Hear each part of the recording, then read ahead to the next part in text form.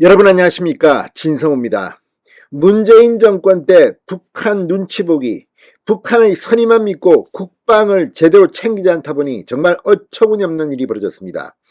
어제 서울과 경기도 수도권에 북한의 드론 무인기가 떴습니다. 그렇지만 격추시키지는 못했습니다. 자, 어제 상황과 관련해서 윤석열 대통령이 국무회의에서 상당히 주목할 발언을 했습니다. 국회를 겨냥했습니다. 자, 지금 대한민국 국회 여전히 민주당 의석이 169석이다 보니까 이거 정말 친북, 이적 행위까지 하는 게 아니냐는 그런 의심이 날 만한 정황이 드러났습니다. 오늘 윤석열 대통령은 상당히 품격 있게 점잖게 말했지만 지금 군은 발칵 뒤집혔습니다. 국회도 마찬가지입니다. 자, 드론 예산을 수백억을 삭감해버린 국회, 왜 그랬을까요? 설마 북한과 내통하는 자가 있는 것은 아니겠지요. 정말 믿고 싶지 않습니다. 어떻게 이런 자들이 지금 예산한다고, 게다가 여야 실세 의원이라는 자들은 수천억의 예산을, 쪽지 예산, 끼워넣기 예산, 당초 정반에는 없었던 것들을 끼워넣어서 수천억을 해먹었는데 지금 수백억 무인기 대비 예산을 삭감해버렸습니다. 정말 어제 그 일이 있었기 때문에 국방위가 더욱 눈길을 끕니다. 이거 처음부터 누가 이 예산을 깎았는지, 또 누가 밀실에서 쪽지 예산으로 수천억을 챙겼는지, 아무튼 정말 국회 이거 파괴해버려야 된다, 이런 말까지 나옵니다. 진성호의 융단 폭격 시작합니다. 대한민국 국회를 융단 폭격합니다. 방송에 앞서 아직 진성호 방송의 구독자가 아니신 분은 붉은색 구독 버튼 눌러주십시오. 더 좋은 방송으로 보답하겠습니다. 오늘 윤석열 대통령이 북한 무인기가 어제 이 한국 영공을 침투한 것과 관련해서 이렇게 말했습니다. 지난 2017년부터 이런 무인항공기 드론에 대한 대응 노력과 훈련, 전력 구축이 제대로 되지 않고 훈련은 아직 아주 전무했다.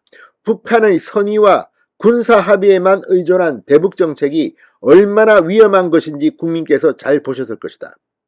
이제라도 늦지 않습니다. 제대로 챙겨야 합니다. 자, 오늘 용산 대통령실 청사에서 국무회의를 주재한 윤 대통령은 회의 개시 의사봉을 두드리자마자 지난 수년간 우리 군의 대비태세와 훈련이 대단히 부족했음을 보여주고 더 강도 높은 대비태세와 훈련이 필요하다고 하는 것을 여실히 확인해준 그런 사건이었다.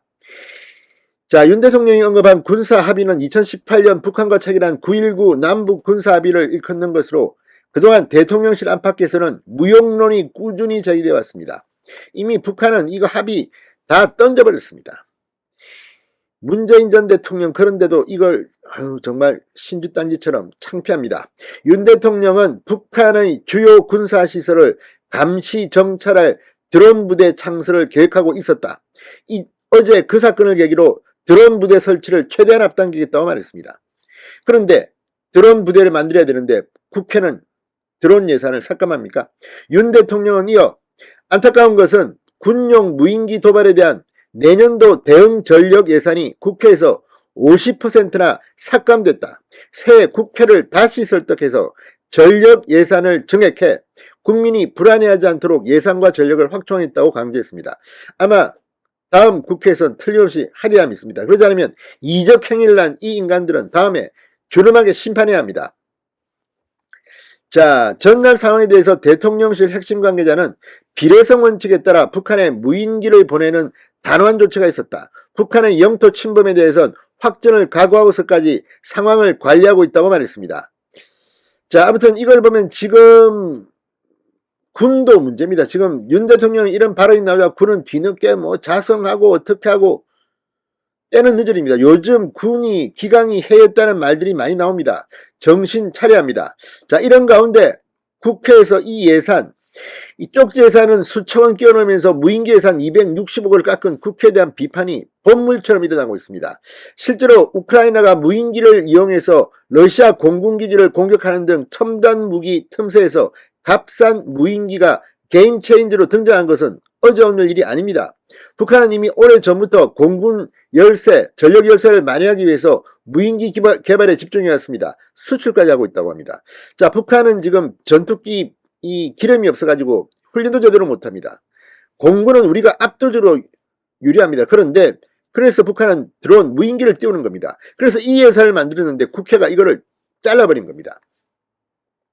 자, 윤석열 정부가 내년 국방 예산으로 57조여 원을 확정하면서 이 무인기 예산을 올렸는데 국회에서 대폭 깎인 것으로 드러났습니다.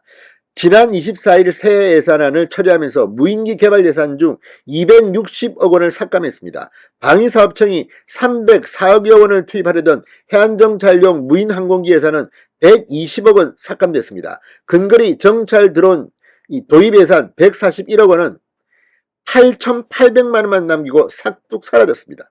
이 뭐한 짓입니까? 이게 지금 근거리 정찰 드론 도입 예산 이게 중요한데 이거를 8,800만 원만 남기고 사라졌습니다. 이 사업들에 대해서는 방사청이 방위력 개선 사업으로 대대적 홍보를 했고 합참도 군사적 활용 가능성이 크다고 평가했는데 국회는 잘라버렸습니다. 뭐 북한하고 내통하는 자가 혹시 있습니까?